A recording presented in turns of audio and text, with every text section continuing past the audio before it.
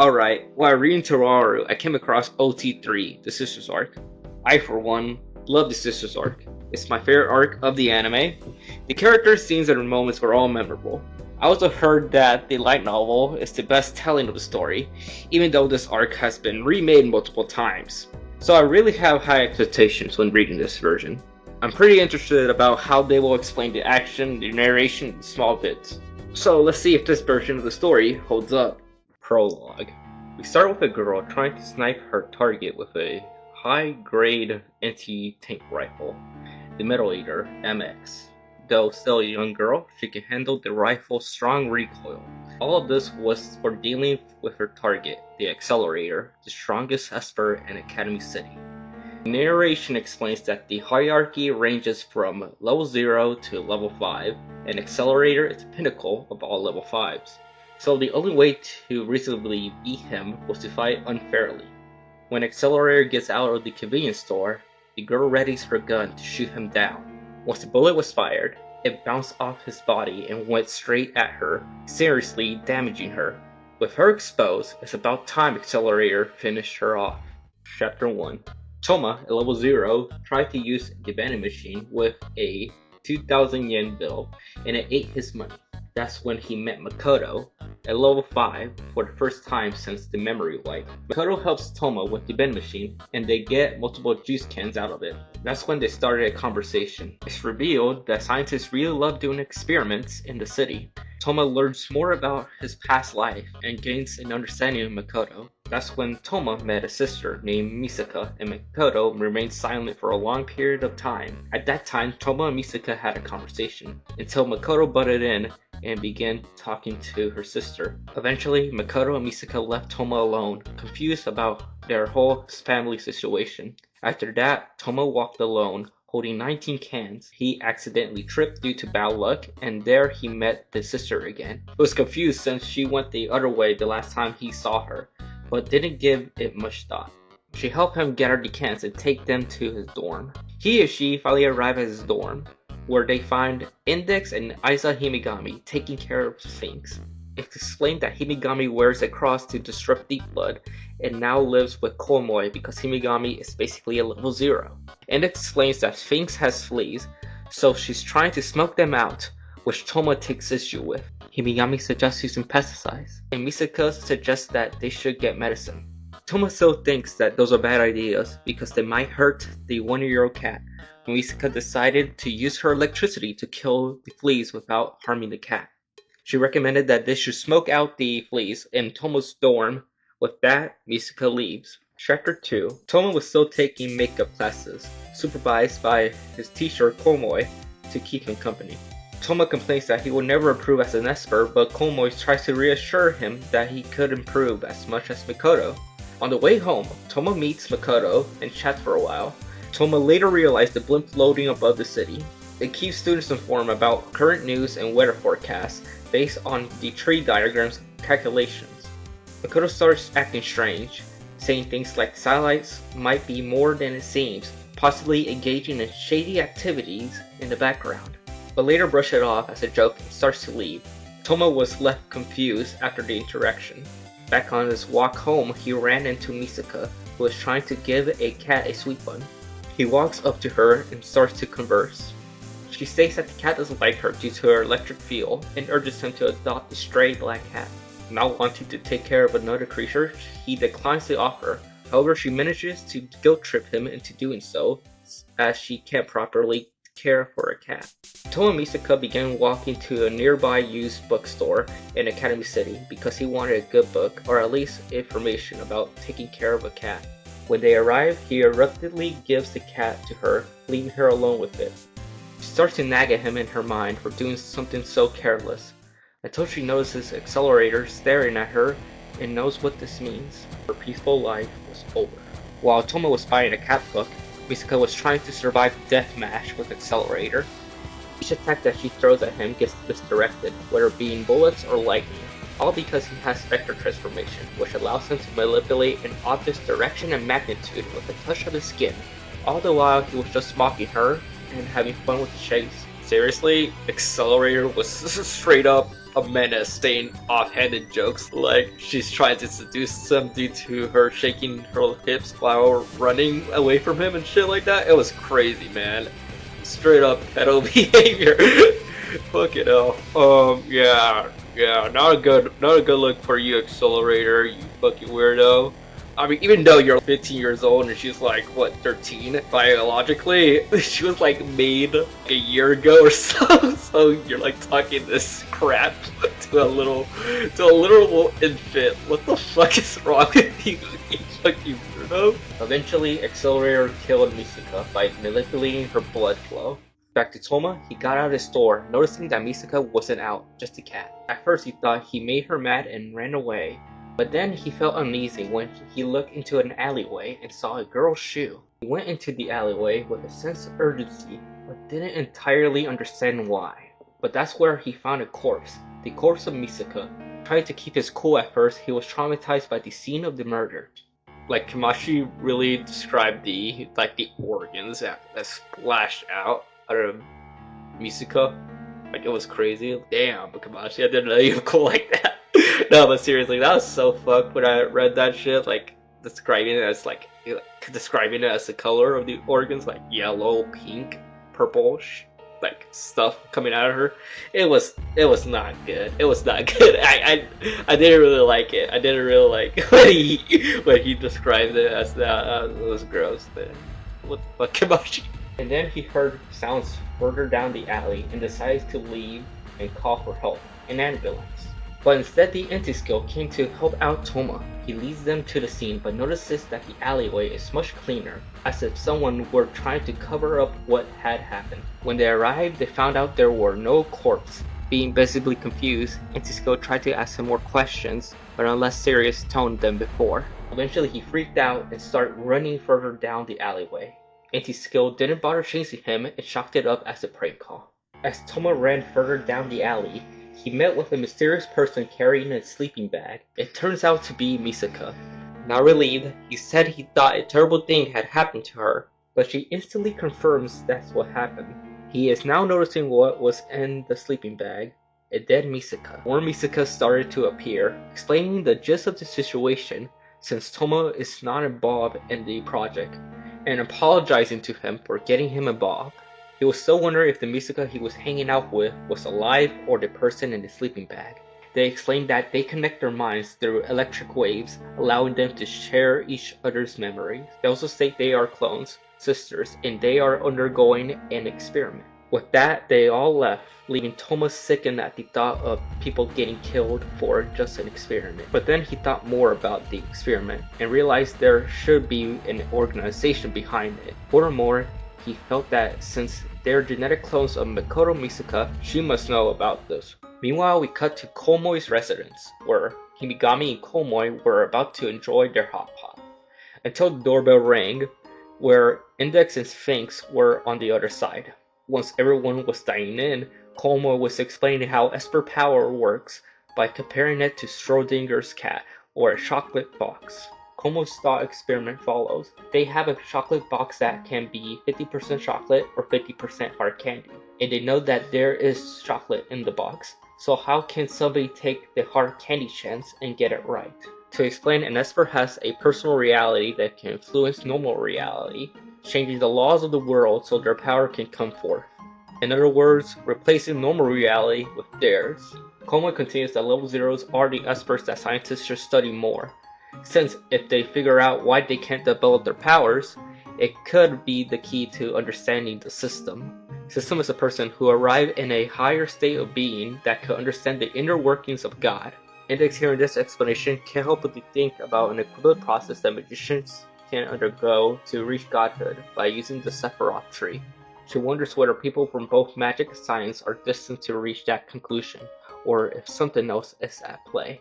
We cut to Toma and the Black Hat, who were taking a bus to Tokyo Dai's middle school dormitory to meet with Mikoto. Along the way, he considered calling Index but decided not to, since it might get her into trouble again. Inside the dormitory entrance, there were several mailboxes labeled with student names and room numbers. Once he found Mikoto's room number 208, he used the intercom to enter it. Yet he hesitated to call. He thought if Makoto really was part of the experiment, did she allow it to happen?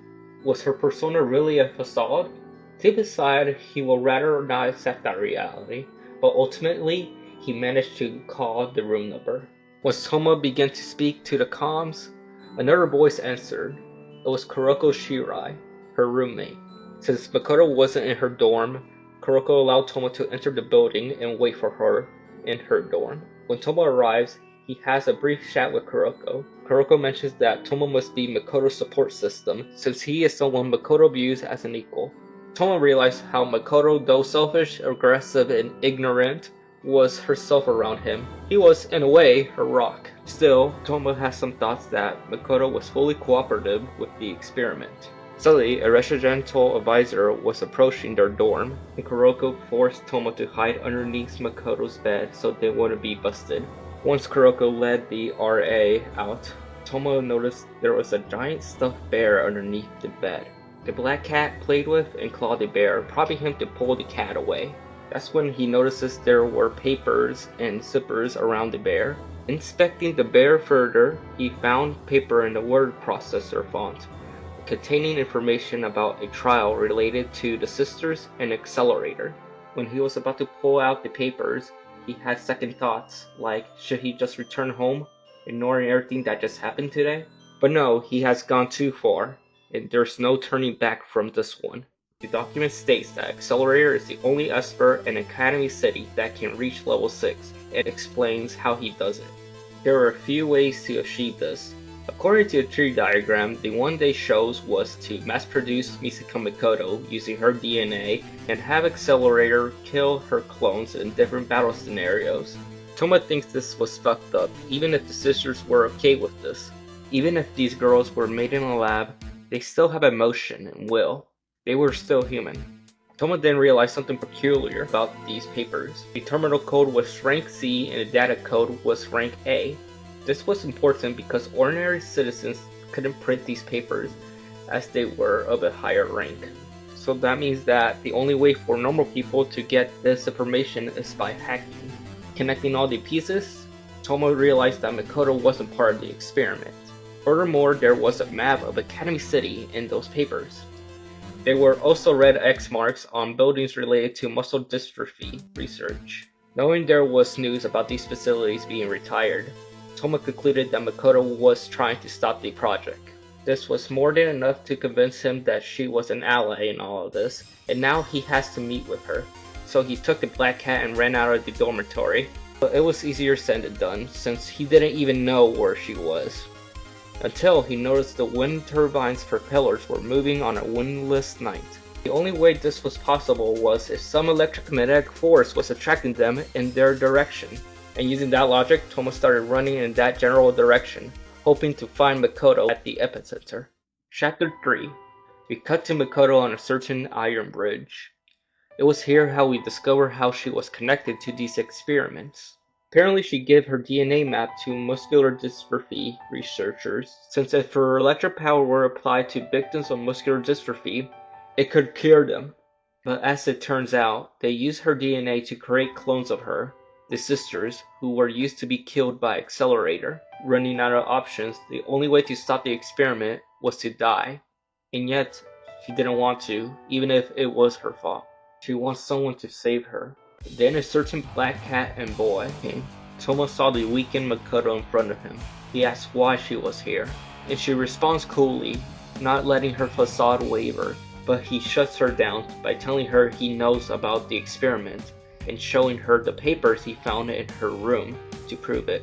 Though it catches her off guard, she still tries to act nonchalant and wonders if she deserves to be worried about. To which he responded with a yes, which shocked Makoto. Now taking control of the conversation, he wonders why there are X marks on these facilities. She says she destroyed those labs to stop the experiment, but in the end it continued. He suggested that if they turn in these papers over, then it will shut down the project, since human cloning is against international law. She rebuts, saying that Academy City allowed these experiments to happen because it has eyes in the sky through its satellites, and if they turn those in, then they will be the ones in trouble. Toma was speechless at the current situation, but Makoto tried to comfort him. She explains that if she dies prematurely in the fight against the accelerator, it will go against the calculations created by the tree diagram. This could stop the experiment for good, yet Toma thinks there are some flaws with that plan, and more importantly, that she is willing to die. As Makoto was taking her leave to meet Accelerator at the battlefield, Toma stood in her way. Even though he doesn't have a plan of his own, he feels that it isn't right for her to throw away her life like that. She took this poorly, as if he's alright letting 10,000 people die. Makoto debated that if Toma doesn't let her pass, she will force him aside and charge her attack. Still, he was steadfast in his decision and stood there passively, not wanting to brawl with her. After multiple warnings for her, she snapped and threw a lightning lance at Toma's heart. With Toma collapsing, Makoto stood there in shock, as he didn't even try to defend himself from her attack. But surprisingly, he got up from her attack and continued to block her path. She keeps trying to convince him that she isn't worth saving, since it was her fault that the sisters had to suffer because of her actions, and she's an evil person who let this happen. Toma then remarks how an evil person won't hold back, and he being alive was proof of that, and that the sisters won't like Makoto to sacrifice herself for them. Even hearing those words from him, she didn't want him to be involved with this horrible experiment any longer. So again, she charged and launched a real lightning spear at Toma, and once more, he didn't defend himself and took the attack head on. After the strike, he was finally down for the count. This caused her great sorrow, for she has to put down a boy who just wanted to help her. No, not just a boy, but someone she could be herself with. But then, Toma's fingers from his right hand were moving. Seeing this, she has no other choice but to kill him, since he won't stop until he's dead. And yet, she stopped herself, not wanting to hurt somebody who wanted to help her. Gaining consciousness, he began to think what she said, having no choice but to die, meaning she didn't want to die. So he begins to think of a new option, in which everyone gets a good ending, and that's where he found a flaw in the experiment. But going further with that thought, he fell into unconsciousness. Chapter 4. As Misaka number 10,032 was walking down the road for the next part of the experiment, she thought about the boy she and the other sisters talked to, remembering what he said and not accepting this kind of experiment. And even though he wasn't part of the experiment, and his words didn't change her mind, she still thought about him in the end. We cut back to Toma on Makoto's lap, waking up from the strike, yet again. He announced that he has a plan to stop the experiment, to beat Accelerator. He explains that, since Accelerator is the strongest according to the tree diagram's calculations, beating him will stop the scientists from proceeding. Makoto objects to this plan since she can't stop him, and even if she did, the scientists might rule it out as a minor error in the calculations. That's when Toma states he will be the one who beats him. Since if the weakest level 0 beats the strongest level 5, then Accelerator will be considered a joke, and the scientists will have no other choice but to think that the tree diagram was wrong. With that being said, he starts getting up, but is met with struggle as his body is still weak. All while, Makoto was trying to convince him to stop. Unbeknownst to her, he has an ace beneath his right sleeve, the Imagine Breaker, the power to negate all powers. Once Toma got up, he asked Makoto where the next experiment would take place.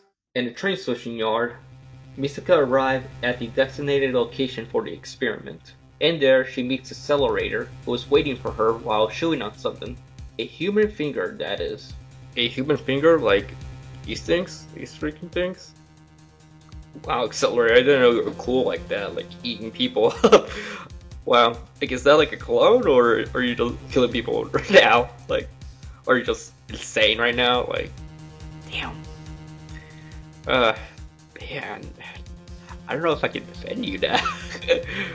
Shrug. I mean, you child killing. I mean, that's a big no-no. But damn, eating people. Wow. Shit. Okay. Right before the experiment started, Accelerator had a brief conversation with the Misaka clone. He wonders why she would throw her life away so that he could reach level 6. She responds indifferently to this, as the experiment is more important than her feelings on the matter. Accelerator, annoyed by that response, wanted to get this over with and commence the experiment. Toma was off running to the train switching yard, the location where the trial would begin. He couldn't take any buses or trains to get there faster since they were out of work at this time, so he had to go on foot. Makoto was still on the bridge with the black cat in hand, thinking about Toma's plan. If she wants the sisters to be alright in the end, then she has to let Toma face Accelerator on his own. But that still doesn't sit right with her, and she decides to chase after Toma. We cut back to the switching yard as Accelerator was chasing down Misaka. Throughout the fight, she was just running away and electrifying the surrounding area. This attitude bored him as he talked shit about her strategy until he realized he was short of breath. He figured out that she was turning the oxygen into ozone, making it unbreathable for him. This thrilled Accelerator since it was an ingenious strategy to take him down, but there was one flaw. He picked up the pace, zooming towards Misaka like a bullet, and flung her with a touch. As she was grounded, unable to move, he took his time torturing her, taking great pleasure from it, until he realized someone was on the test site. Misaka was confused about why Accelerator stopped and moved to see that Toma Kamijo was here.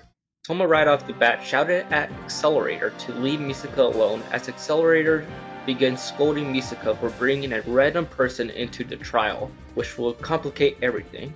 Toma starts trash talking Accelerator for not following his orders. Accelerator is starting to get irritated by him and decides to deal with him first, then continue the experiment. All the while, Misaka frantically told Toma to stop what he was doing because he was facing Accelerator and that she was not worth saving. He shuts that down, however, since even if there were multiple of her, there's only one her in the world, and that was worth saving. Though she still didn't understand what he was saying, she looked at him in awe as she thought of him as strong. With confidence, Toma ran towards Accelerator, hoping to get a strike on him, but Accelerator simply taps the ground, causing the gravel to launch at Toma.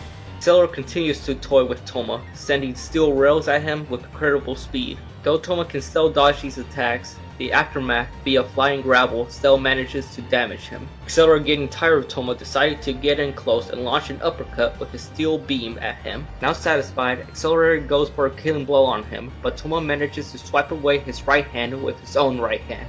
Accelerator, now confused, stomps the ground, knocking Toma away, slamming into a wall of steel containers. Accelerator leaps into the air and goes for a drop kick at Toma, but he dodges it. However, the impact caused the containers to start falling on them. Toma manages to get out of there by using Accelerator's Spectre Shield to launch himself away from the danger zone. Accelerator just took the hit since he could. Now the air is filled with powder. Accelerator starts recalling a phenomenon called dust explosions. And Toma, hearing this, decides to run away, knowing what his opponent had in mind. As the explosion occurs, he manages to escape the flames, but the shockwave still gets him in the end. Now barely holding himself together, he sees Accelerator coming out of the sea of flames like it was nothing. Accelerator gives props to Toma for surviving this long with him, and even making him think that he was going to die in that explosion because of a lack of oxygen. All the while, Toma is starting to have doubts about fighting him by just relying on a magic breaker. With that, Accelerator decides to charge at Toma with both hands, aiming at him for a killing blow. Out of desperation, Toma throws a punch at the incoming Accelerator, connecting to his face. Accelerator, realizing what had happened, laughed it off and tried to go for another strike, which Toma dodged. He is now realizing that Accelerator isn't a good brawler, always relying on his powers, and starts dominating him in close quarters combat. Even though he knows he's losing to him at hand-to-hand, he still tries either way to hit him, since his pride won't allow him to back out of this fistfight. This will lead him to his downfall, as Toma starts pummeling him with jabs and dodging all his attacks, even when they come at him with incredible speed and power. As all hope seems lost for Accelerator, he notices the wind in the air and had an idea. He reached up towards the sky and began to control the wind, creating a vortex. Accelerator begins his counterattack towards Toma.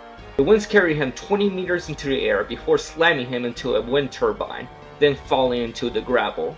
Meanwhile, Accelerator was getting high from this new power he had achieved, and wanted Toma to stand back up so he could kill him properly. Suddenly, Black Cat and Makoto finally set foot into the battle, not wanting to see this anymore. Makoto prepares a railgun set on the uncaring Accelerator, knowing well that it will reflect to her. That's when she heard Toma's voice, not wanting her to interfere with the fight, since if she did, the plan wouldn't work.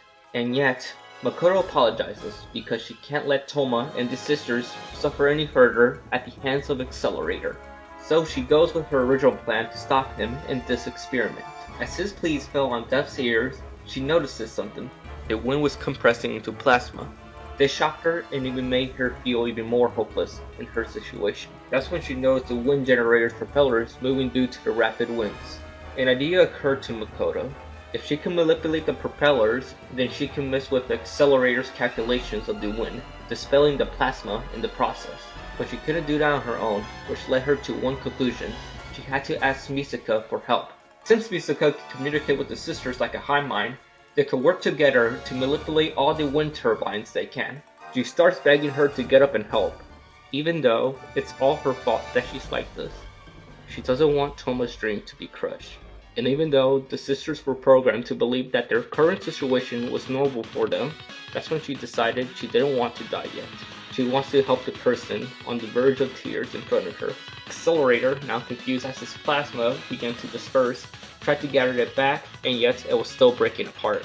He now realized that his sisters were messing with the wind generator's dynamo motors, nullifying the plasma.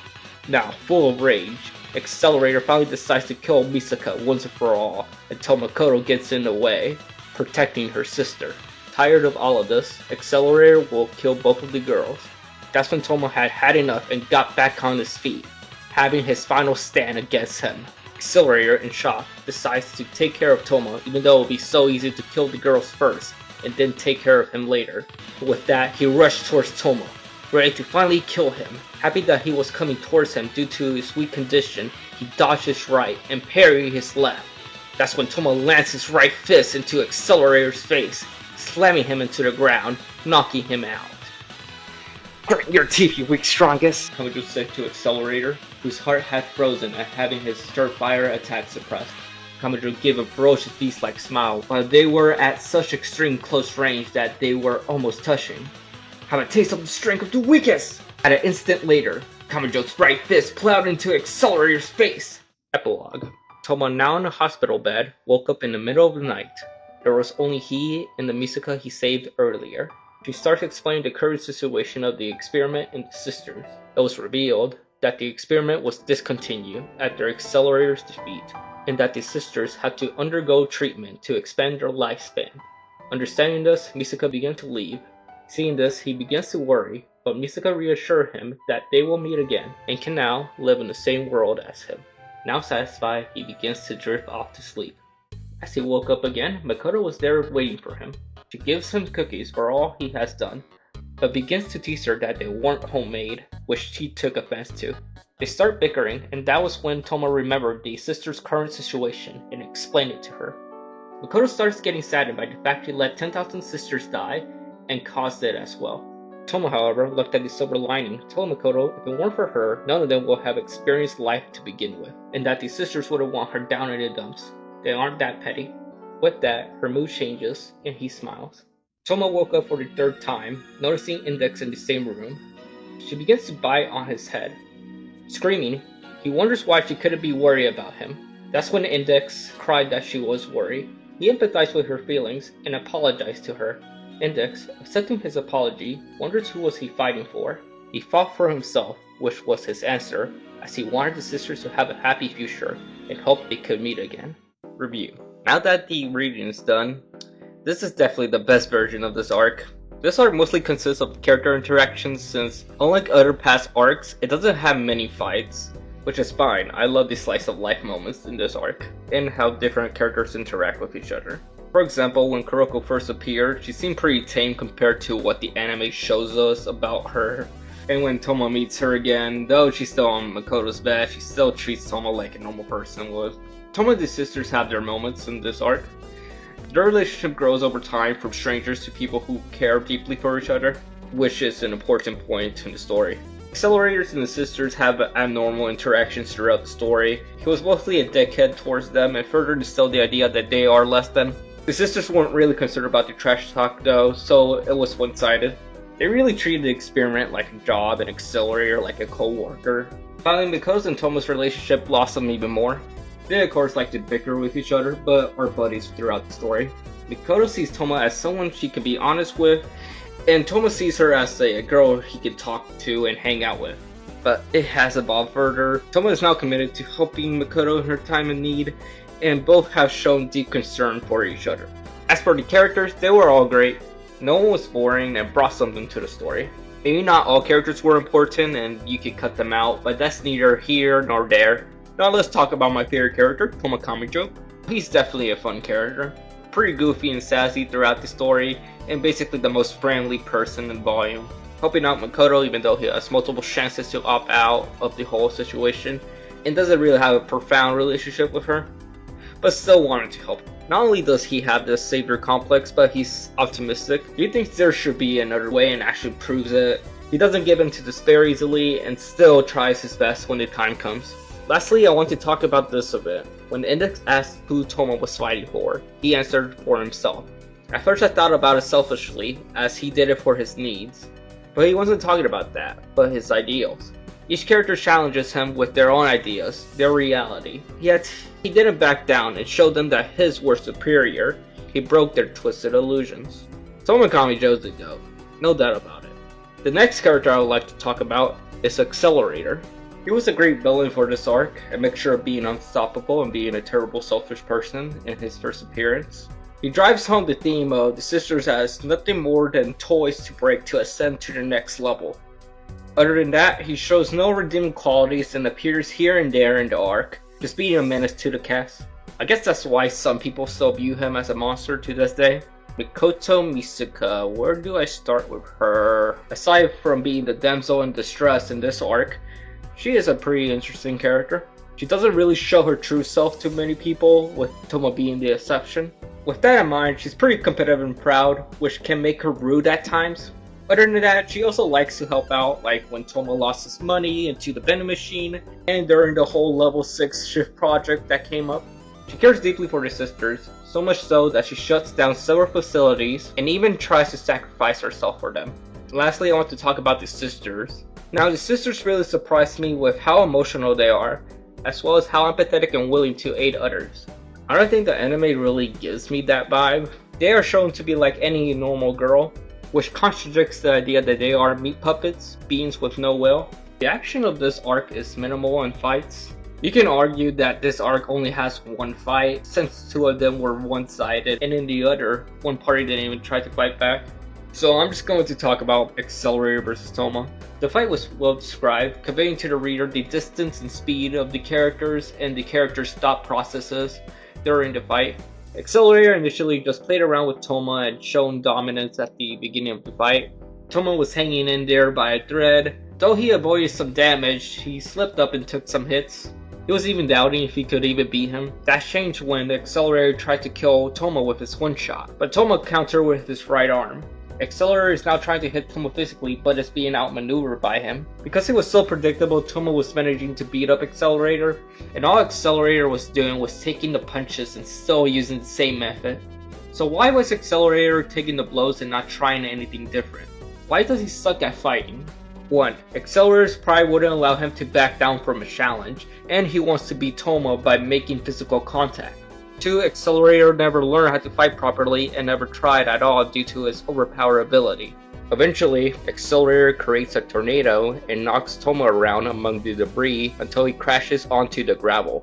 After the interference from Makoto and the sisters, Toma manages to get up and knock out Accelerator, who thought he could finally touch Toma and had gotten close. It's funny how the person who couldn't be hit struggles to hit someone else. I guess the roles were reversed. The themes of this arc correlates with each of the characters I discussed. The theme of the clone's humanity relates to the sisters. They accept their role as guinea pigs to fight Accelerator and die at his hands. Accelerator keeps downplaying the girl's worth as well. He doesn't understand why the sisters don't care about their being, and he constantly kills them since he's convinced that they are not human beings. Both parties believe the clones' lives aren't important enough to be saved from this experiment. They are simply toys to be played with and discarded. Yet Mikoto and Toma sees how the clones truly are. They are as human as anyone else, and they matter enough that people risk their lives to save them. Mikoto's character arc in the story was about accepting help. Makoto was secretive about the sisters project in the story, not telling even her closest friends such as Toma and Kuroko. This could be to protect them from the dark side of the city, But it can also be interpreted as meaning she doesn't need their help. Since she's one of the strongest people in the city, she never required assistance and she wasn't going to start now. That was until Toma managed to reach her, and she finally accepted help from someone who was none other than a level 0, and asked one of the Misaka clones for help again. Speaking of levels, the theme of the strongest and weakest is introduced to the reader at the start of the volume, reminding them about the hierarchy of espers. Accelerator is the top dog and is dead set on becoming the city's absolute power, while Toma is one of the many level 0s in the city, who is not interested in leveling up, content with his spot. The two of them clash, with Toma wanting to prove that he, the weakest, could beat the strongest, for the sisters and Makoto's sake. And once the battle was over, he switched roles with Accelerator, making him look incredibly weak and the other way around for himself. Toma's an optimist, looking for a silver lining or another way to do things. He thinks of ways to save the sisters from dying from the experiment and comforts Makoto in her time of vulnerability. Hello, future me, I have something to say. The narrative never disregards Makoto's involvement in the sisters project. Toma never outright says it isn't her fault or anything like that. I'm saying this since some people like to blame Accelerator more for the project, but in actuality they were both the perpetrators and the victims of the experiment. And Academy City is more to blame than any of these kids. And even with all that, I think it is beautiful that Toma still considers Makoto a friend, never accepting the norm and finding his happy ending.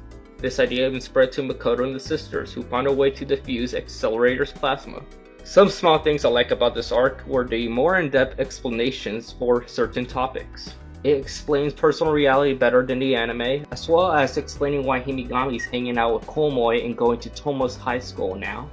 The index-like novel still keeps Accelerator's backstory surprised like the anime, which is shocking. I thought the Railgun anime was more faithful to the light novel, but originally Accelerator's true motives weren't revealed yet.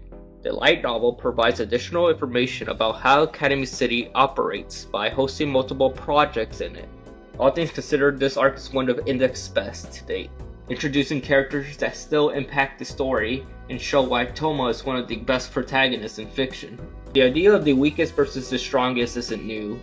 David vs Goliath, Naruto vs Neji, and Goku vs Vegeta, to name a few. But this feels different, maybe because it wasn't for himself, but for them, sacrificing his well-being to see them smile, and he's okay with that. Another reason for this is that Toma didn't really fight Accelerator alone. In the end, he got help from none other than the sisters, the same girls that Accelerator thought nothing of, the girls who were sent out just to be killed. They helped defeat the strongest alongside Toma. Though that's my favorite part of the story, I can't ignore the arc's main message. The worth of artificial life, the clones to be exact. Kazuma Kamashi explored this idea in OT2, with Toma almost killing Aureola's dummy, a magical construct created by the real Aureolas. But in this arc, it's front and center. I feel the story is trying to say that their background doesn't matter. A life is a life. They only have one chance to live. They are as human as they are, so they should treat them as they treat themselves, perhaps even better. And those are my complete thoughts on this arc. Like, comment, subscribe. Thank you for watching, and keep spiraling out. Yeah.